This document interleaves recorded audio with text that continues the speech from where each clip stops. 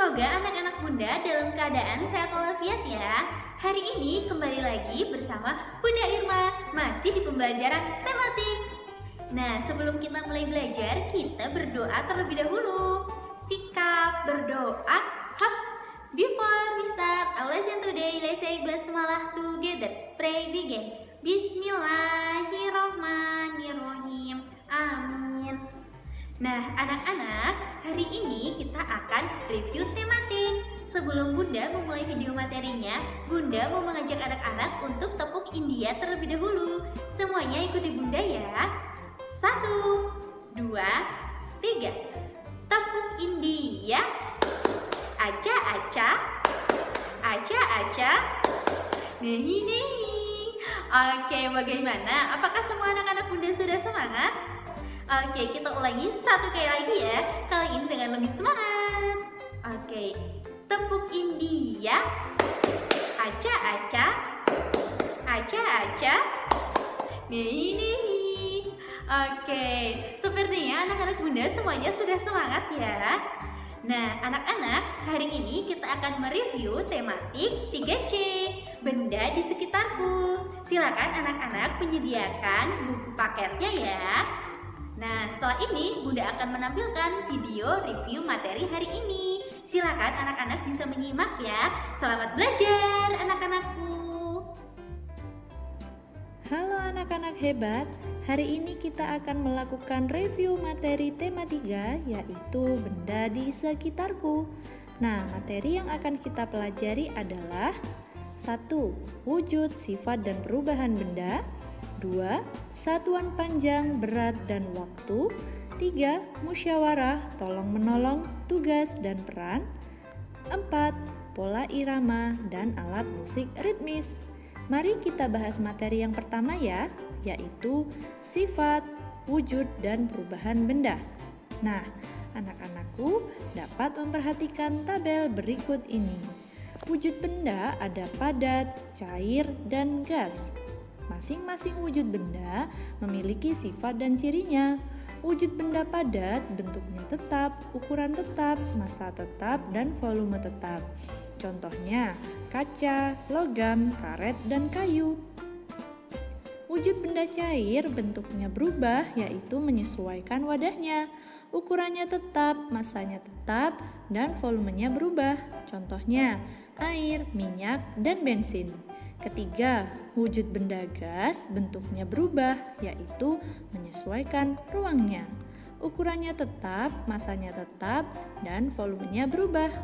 Contoh, gas helium dan uap. Nah, perbedaan massa dan volume adalah massa artinya banyak zat yang menyusun suatu benda atau berat. Sedangkan volume artinya ukuran ruang yang ditempati suatu benda atau isi. Selanjutnya adalah perubahan benda. Nah, mencair, perubahan wujud benda dari padat menjadi cair atau air. Contohnya, es batu yang terkena suhu panas. Kedua, membeku, perubahan wujud cair atau air menjadi padat. Contohnya agar-agar. Ketiga, menguap, perubahan wujud cair atau air menjadi gas. Contohnya air yang direbus dengan api kompor. Kemudian ada mengembun, perubahan wujud benda gas menjadi air. Contohnya gelas yang berisi air panas kemudian ditutup. Di balik tutup akan terdapat butiran air. Kelima, menyublim, perubahan wujud benda padat menjadi gas. Contohnya kapur barus yang dibiarkan di udara terbuka. Selanjutnya adalah bahan dasar pembuat benda berdasarkan sifat. Yang pertama ada logam. Sifatnya cepat menghantarkan panas. Contohnya adalah helium yang biasa dibuat untuk peralatan dapur seperti panci dan wajan. Kedua, ada karet.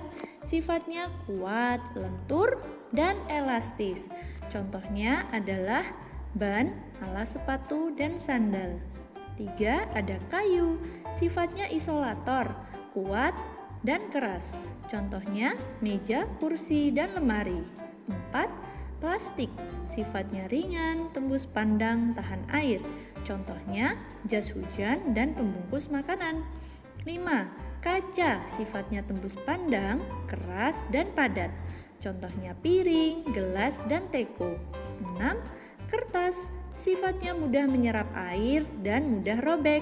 Contohnya buku. Nah, sekarang kita lanjut ke materi kedua ya, yaitu tentang satuan panjang, berat, dan waktu. Pertama adalah satuan panjang. Alat ukurnya adalah penggaris atau meteran. Penggaris untuk mengukur benda kecil, biasanya di buku atau kertas. Meteran roll besar untuk mengukur lapangan atau luas tanah. Meteran gulung biasa digunakan oleh penjahit untuk mengukur kain. Meteran roll besar, meteran roll kecil untuk mengukur kayu, bambu, dan lain-lain. Satuan panjang ada kilometer, meter, dan sentimeter. Perhatikan tangga satuan berikut ya. Jika naik, maka dibagi 10 dan jika turun dikali 10. Contohnya, 1 kilometer sama dengan 1000 meter, 1 meter sama dengan 100 cm. 1 kilometer sama dengan 100.000 cm dan 1000 meter sama dengan 1 kilometer. Yang kedua adalah satuan berat. Alat ukurnya adalah timbangan. Timbangan berat badan untuk mengukur berat badan. Timbangan duduk mengukur barang yang menggunakan karung. Timbangan kodok biasa digunakan pedagang di pasar. Timbangan digital biasa digunakan untuk membuat kue. Timbangan gantung digunakan dengan menggantungkan barang yang akan ditimbang. Satuan berat ada kilogram dan gram. Nah, perhatikan tangga satuan berat berikut ini.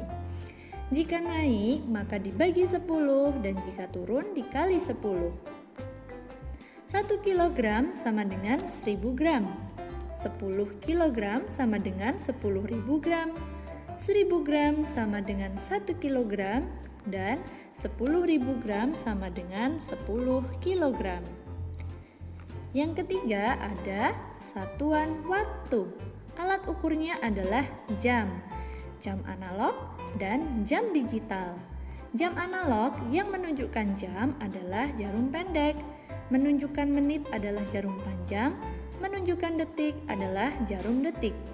Jam digital yang menunjukkan jam adalah 2 angka depan. Menunjukkan menit adalah 2 angka belakang. Menunjukkan detik, titik 2 di tengah.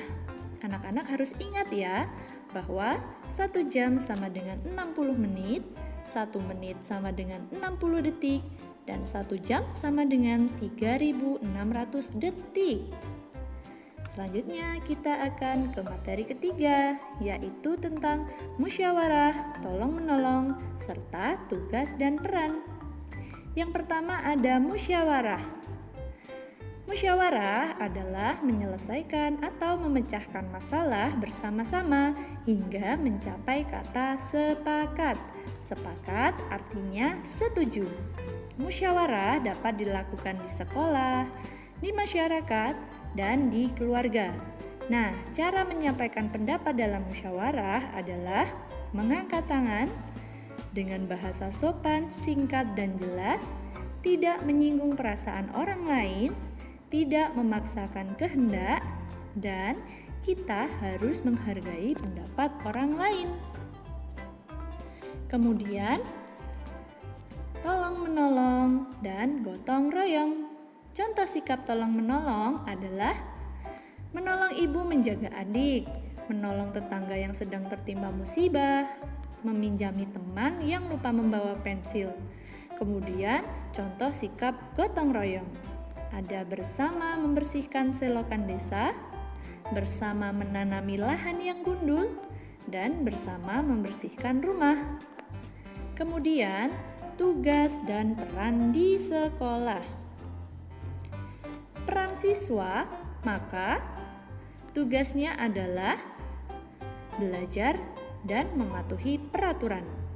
peran guru, tugasnya mendidik dan mengajar, peran kepala sekolah, tugasnya menyusun program sekolah, peran perawat, tugasnya mengobati anak yang terluka, peran pustakawan, tugasnya menjaga perpustakaan, peran driver, tugasnya menjemput dan mengantar pulang siswa, peran satpam, tugasnya menjaga keamanan sekolah, serta peran petugas kebersihan, tugasnya menjaga kebersihan sekolah.